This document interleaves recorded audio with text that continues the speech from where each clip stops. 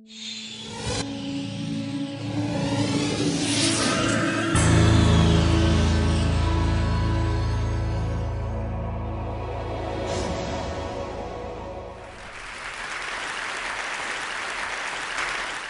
want to talk to you about something kind of big. We'll start here. 65 million years ago, the dinosaurs had a bad day. A chunk of rock, 6 miles across, moving something like 50 times the speed of a rifle bullet, slammed into the earth. It released its energy all at once. And it was an explosion that was mind-numbing.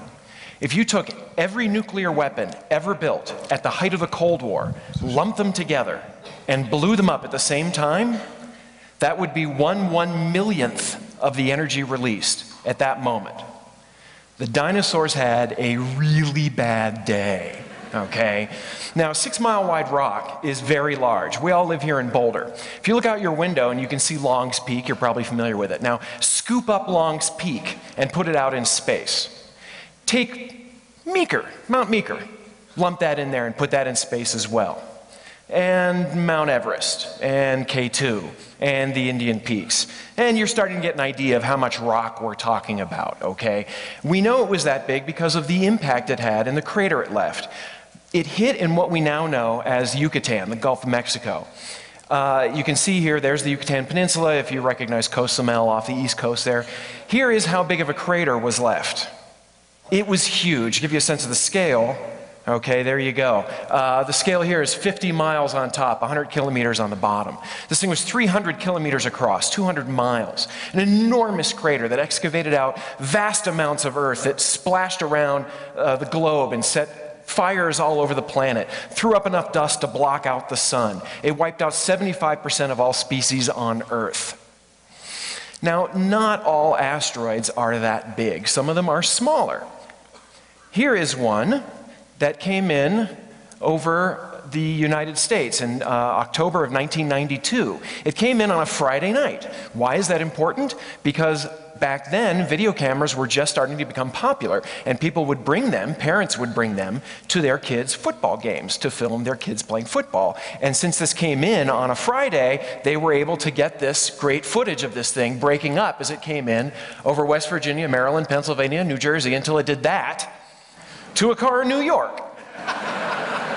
Now, this is not a 200-mile wide crater, but then again, you can see the rock, which is sitting right here, about the size of a football, that hit that car and did that damage. Now, this thing was probably about the size of a school bus when it first came in. It broke up through atmospheric pressure, it crumbled, and then the pieces fell apart and then did some damage. Now, you wouldn't want that falling on your foot or your head, because it would do that to it. That would be bad, but it won't wipe out, all life on Earth, so that's fine. But it turns out you don't need something 6 miles across to do a lot of damage. There is a median point between tiny rock and gigantic rock.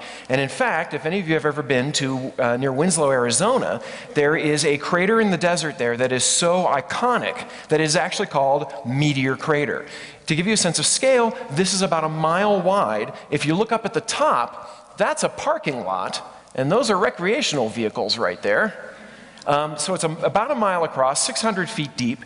The object that formed this was probably about 30 to 50 yards across, so roughly the size of Mackey Auditorium here. It came in at speeds that were tremendous, slammed into the ground, blew up, and exploded with the energy of roughly a 20-megaton nuclear bomb, a very hefty bomb. This was 50,000 years ago, so it may have wiped out a few buffalo or antelope or something like that out in the desert, but it probably would not have caused global devastation. It turns out that these things don't have to hit the ground to do a lot of damage. Now, in 1908, over Siberia, near the Tunguska region, for those of you who are Dan Aykroyd fans and saw Ghostbusters when he talked about the greatest cross-dimensional rift since the Siberia blast in 1909, where he got the date wrong, but that's okay. It was 1908, that's fine, I can live with that. Another rock came into the Earth's atmosphere, and this one blew up above the ground, several miles up above the surface of the Earth. The heat from the explosion set fire to the forest below it. And then the shock wave came down and knocked down trees for hundreds of square miles, okay? This did a huge amount of damage. And again, this was a rock probably roughly the size of this auditorium that we're sitting in. In Meteor Crater, it was made of metal, and metal is much tougher, so it made it to the ground. The one over Tunguska was probably made of rock, and it's much more crumbly, so it blew up in the air. Either way, these are tremendous explosions, 20 megatons. Now, when these things blow up, they're not going to do global ecological damage. They're not going to do something like the dinosaur killer did. They're just not big enough. But they will do global economic damage because they don't have to hit necessarily to do this kind of damage. They don't have to have global devastation. If one of these things were to hit pretty much anywhere, it would cause a panic. But if it came over a city, an important city, not that any city is more important than others, but some of them we depend on them more on the global economic basis, that could do a huge amount of damage to us as a civilization. So, now that I've scared the crap out of you, what can we do about this? All right, this is a potential threat. Let me note that we have not had a giant impact like the dinosaur killer for 65 million years. They're very rare. The smaller ones happen more often, but probably on the order of a millennium, every few centuries or every few thousand years. But it's still something to be aware of. Well, what do we do about them? The first thing we have to do is find them. This is an image of an asteroid that passed us in 2009. It's right here. But you can see that it's extremely faint. I don't even know if you can see that in the back row. These are just stars. This is a rock that was about 30 yards across, so roughly the size of the ones that blew up over Tunguska and hit Arizona 50,000 years ago. These things are faint. They're hard to see, and the sky is really big. We have to find these things first. Well, the good news is we're looking for them. NASA has devoted money to this. The National Science Foundation, other countries are very interested in doing this. We're building telescopes that are looking for the threat. That's a great first step. But what's the second step? The second step is that we see one headed toward us, we have to stop it. What do? You've probably heard about the asteroid Apophis. If you haven't yet, you will. If you've heard about the Mayan 2012 apocalypse, you're going to hear about Apophis because you're keyed into all the doomsday networks anyway. Apophis is an asteroid. It was discovered in 2004. It's roughly 250 yards across, so it's pretty big size, bigger than a football stadium. And it's going to pass by the Earth in April of 2029, and it's going to pass us so close that it's actually going to come underneath our weather satellites. The Earth's gravity is going to bend the orbit of this thing so much that if it's just right, if it passes through this region of space, this kidney bean-shaped region called a keyhole, the Earth's gravity will bend it just enough that 7 years later, on April 13th, which is a Friday, I'll note, in the year 2036, you can't plan that kind of stuff, Apophis is going to hit us. And it's 250 meters across. So it would do unbelievable damage. Now the good news is that the odds of it actually passing through this keyhole and hitting us the next go round are 1 in a million, roughly. Very, very low odds. So I personally am not lying awake at night worrying about this at all. I don't think Apophis is a problem. In fact, Apophis is a blessing in disguise because it woke us up to the dangers of these things. This thing was discovered just a few years ago and could hit us a few years from now. It won't, but it gives us a chance to study these kinds of asteroids. We didn't really necessarily understand these keyholes, and now we do, and it turns out that's really important. Because how do you stop an asteroid like this? Well, let me ask you, what happens if you're standing on the road and a car's headed for you? What do? You do this, right? Boom, the car goes past you. And we can't move the Earth, at least not easily, but we can move a small asteroid. And it turns out we've even done it.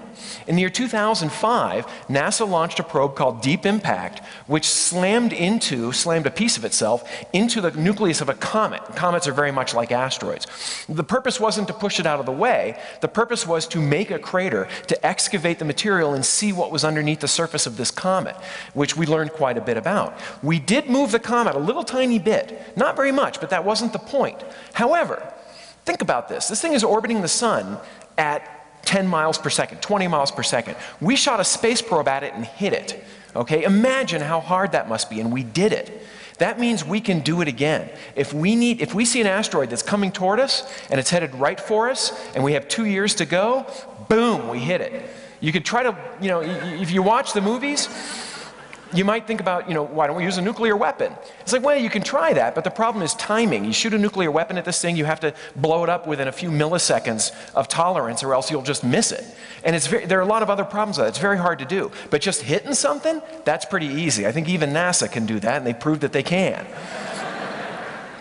The problem is, what happens if you hit this asteroid, you've changed the orbit, you measure the orbit, and then you find out, oh yeah, we just pushed it into a keyhole, and now it's going to hit us in 3 years. Well, my opinion is, fine, okay? It's not hitting us in 6 months, that's good. Now we have 3 years to do something else. And you could hit it again, that's kind of ham-fisted. You might just push it into a third keyhole or whatever.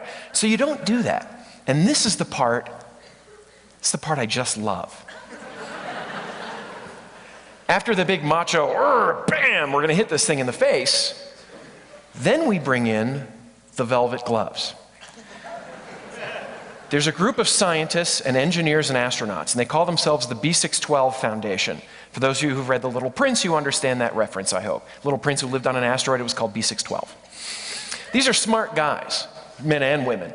Astronauts, like I said, engineers. Rusty Schweickart, who was an Apollo 9 astronaut, is on this. Dan Durda, my friend who made this image, works here at Southwest Research Institute in Boulder on Walnut Street. And he created this image for this, and he's actually one of the astronomers who works for them. If we see an asteroid that's going to hit the Earth and we have enough time, we can hit it to move it into a better orbit. But then what we do is we launch a probe that has to weigh a ton or two. It doesn't have to be huge, a couple of tons, not that big. And you park it near the asteroid. You don't land on it, because these things are tumbling end over end. It's very hard to land on them. Instead, you get near it. The gravity of the asteroid pulls on the probe, and the probe has a couple of tons of mass. It has a little tiny bit of gravity, but it's enough that it can pull the asteroid. And you have your rocket set up so that you can barely see it here, but there's rocket plumes, and these guys are connected by their own gravity. And if you move the probe very slowly, very, very gently, you can very easily finesse that rock into a safe orbit. You could even put it in orbit around the Earth where we could mine it, although that's a whole other thing. I won't go into that. But we'd be rich.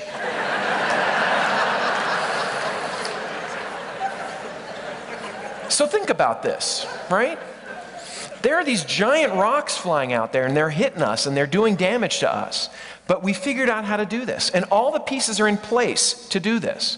We have astronomers with telescopes looking for them. We have smart people, very, very smart people, who are concerned about this and figuring out how to fix the problem.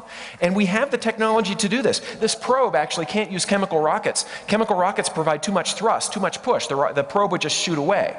We invented something called an ion drive, which is a very, very, very low thrust engine. It generates the force a piece of paper would have on your hand. Incredibly light, but it can run for months and years, providing that very gentle push. If anybody here is a fan of the original Star Trek, they ran across an alien ship that had an ion drive, and Spock said they're very technically sophisticated. They're 100 years ahead of us with this drive. Yeah, we have an ion drive now. We don't have the Enterprise, we got an ion drive now. Spock. So that's the difference. That's the difference between us and the dinosaurs. This happened to them. It doesn't have to happen to us. The difference between the dinosaurs and us is that we have a space program and we can vote. And so we can change our future. We have the ability to change our future. 65 million years from now, we don't have to have our bones collecting dust in a museum. Thank you very much.